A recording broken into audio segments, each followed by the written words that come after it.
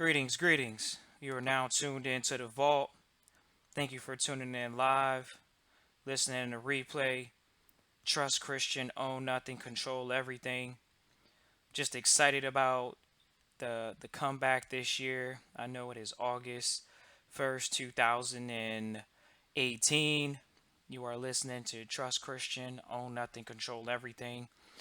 I am a private trust consultant, and I definitely am excited about you all listening to this recording on the vault. We have many episodes, but today we're going to be talking about why real estate investment trust helps me sleep at night. And a lot of people ask me about real estate, utilizing trust for real estate. I go to a lot of real estate workshops. I have a lot of people that connect with me and they want to talk to me about this. And so I'm here today to set the record straight on some things about this investment trust. I have a lot of experience in it, and I have many years of experience in it, and I would love to share with you all because there are a lot of people that utilize real estate investment trust, but they have no idea about the whole deal of, um, why they need one, why they don't need one, when to use it, and things of that nature. So I'm gonna give you a story real quick of what's going on with trust. Why is it that an individual needs a trust, and particularly a real estate investment trust, and why a mortgage real estate investment trust or REIT helps me sleep at night? So, um, when I first started in trust, and particularly in real estate investment trust as well, one of my mentors he gave me this story, so I'm gonna give it to you, which is, people always ask, well, why would I need a trust inside of real for trust, or why would I need a trust, or why would I need a real estate investment trust? And it's really simple. Think about an individual that has $1 million, ladies and gentlemen. Individual has $1 million, and they're going to be sued. So everything's in their name. They're going to be sued for 50K. If an individual gets sued for 50K and you have $1 million, it's not a huge dent in your income or your lifestyle. But look at someone that's making $50,000 a year and they are being sued for $20,000. And so that individual has a lot more to lose. Even though they're making less money, they have a lot more to lose. Half of their wealth will be taken with one swoop, or close to half of their wealth will be taken in one swoop, not including taxes. That's just a lawsuit in general.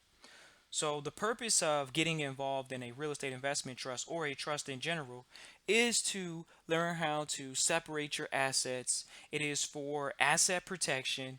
It is for you to be able to build and pass on wealth utilizing an entity that's not going to deal with probate tax. It's not going to deal with estate tax because the assets itself are not being held by you, they're being held by a trust. And so this in turn allows you to control tax liability. And so that's a reason why most individuals will be engaging with the vault or trust Christian is to literally protect assets and limit liability for taxes and lawsuit. So the thing about a trust is, and there's over 80 different types of trust, ladies and gentlemen, is that a real estate investment trust allows individuals to give money to an investment manager. Usually that's the individual that started the trust or is just the individual that's the principal manager of the assets. It allows you to pool your funds with other individuals to acquire higher yielding real estate. Because you are pooling your funds with individuals, you're able to yield higher returns because you're in bigger investments and things of that nature. It also gives you disclosure. It gives you disclosure to the investments that the real estate investment trust are making. It allows you to at least find out the disclosure of what the real estate investment trust is investing in.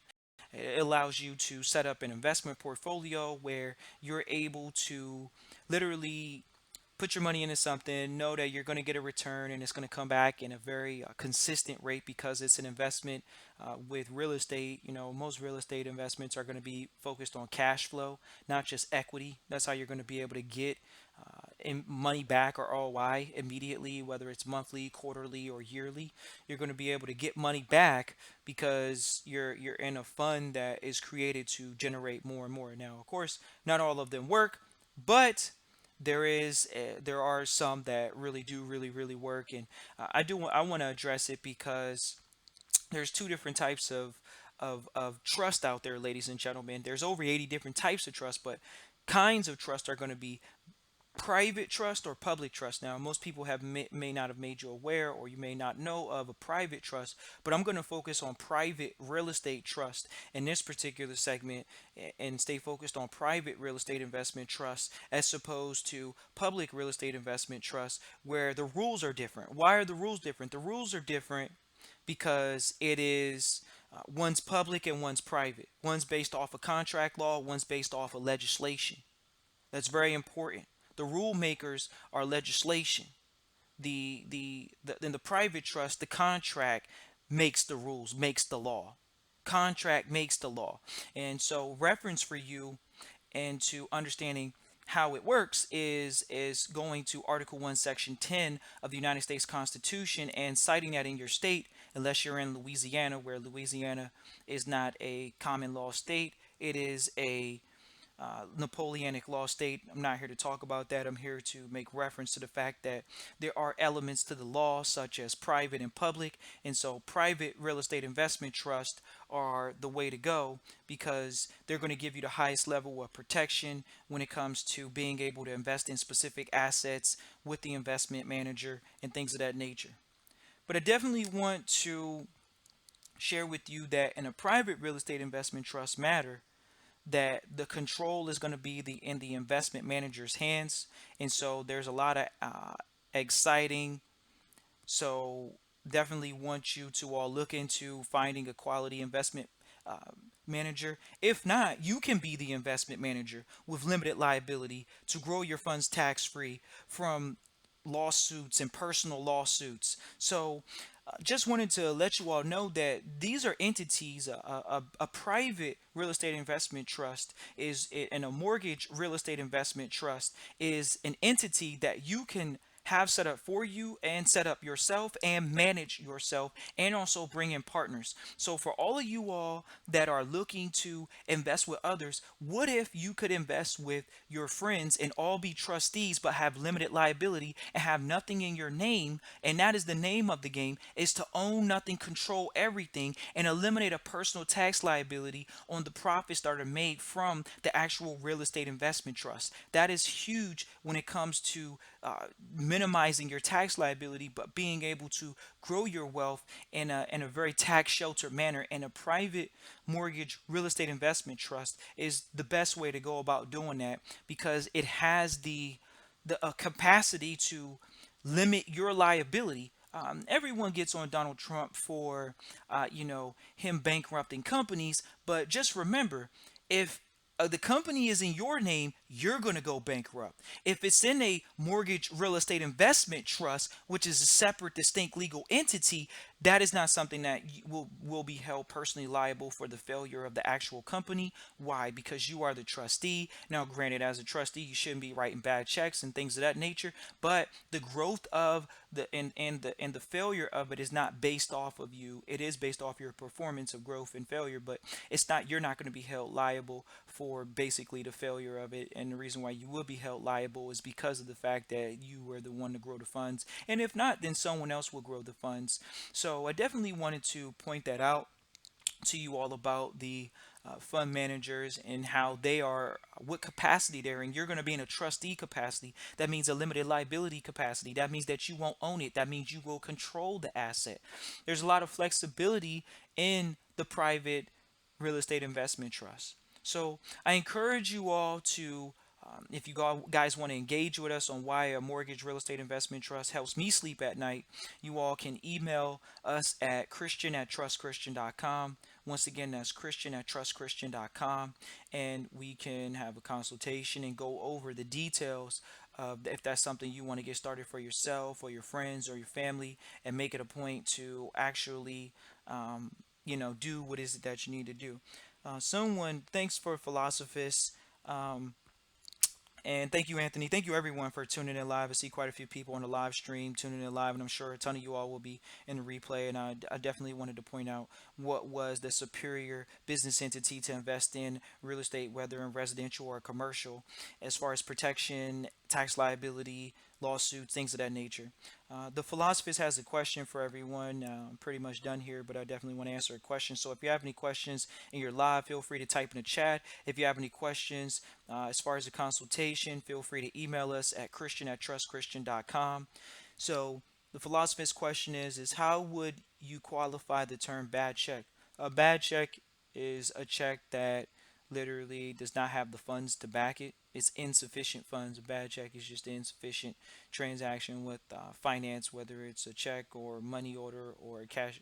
Any of those things. You definitely don't want to write bad checks as a trustee. So definitely want, like I say, if any of you all have any other questions, feel free to type it in the chat. But I definitely wanted to address this issue of real estate investment trust, why this entity is superior a business entity in the market, because you just have to understand that there's a public and a private aspect to business trust, real estate investment trust, any type of trust. There's a public and a private aspect to it, and the laws are different. Definitely, we can check and talk to a lawyer anytime. It's no problem. You definitely want to be able to talk to a lawyer, and that's something that we are able to address and help and aid you with when you're going to talk to lawyers about real estate investment trust. Because once again, we're in the private, so most of your lawyers, or 98% of your lawyers, are in the public. Only 2% of the lawyers are in the private sector, dealing with contract law, intellectual property, and what I'm talking about here as far as a private real estate investment trust. So unless you're on the internet googling private trustees or private real estate investment managers, you literally will not be able to find those individuals. And usually those are for wealthy individuals, that individuals have a ton of capital and they want to hide their wealth privately or grow their wealth privately. And so private is the position to be in. It's a own nothing, control everything mentality. And that is what all elite and successful long-term entrepreneurs have. And so I definitely am excited. I'm going to continue talking about real estate investment trust this week. I'm doing an episode every day this week for the month of August, and we will be talking about real estate investment trust for the first week, and then we will be talking about some other matters. We're gonna, on this channel, we always talk about trust and how to implement your business and your strategy by owning nothing, controlling everything, and doing business in that manner.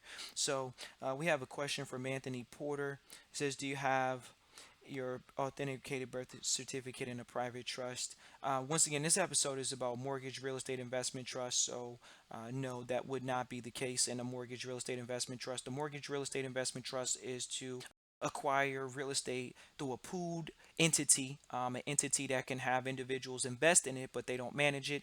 And then on the back of that, they can get disbursements, or what's considered share profit sharing, quote unquote, just like in a traditional corporation. But this is a private real estate investment trust that I'm mentioning, where they do have public real estate investment trusts. I encourage you all to look into those, where the shares and the entities are more regulated by public legislation, whereas in the private, it's not as regulated, because it's based off of the contract, and individuals know that are in the right settings and the right environment. But the real estate investment trust privately gives you a lot more flexibility to grow your wealth privately, because all wealth is held privately.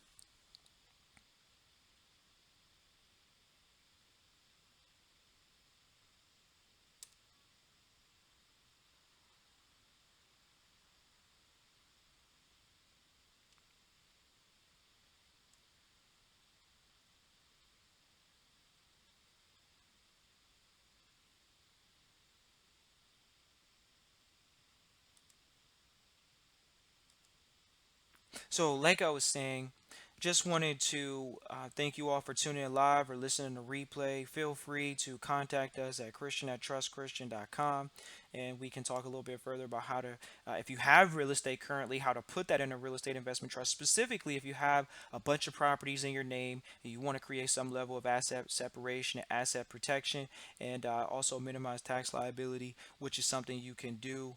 And it's something that's really awesome. Um, so we had a bunch of questions here. I appreciate all the feedback and questions. Feel free to continuously type those in the chat. I'm here for you all.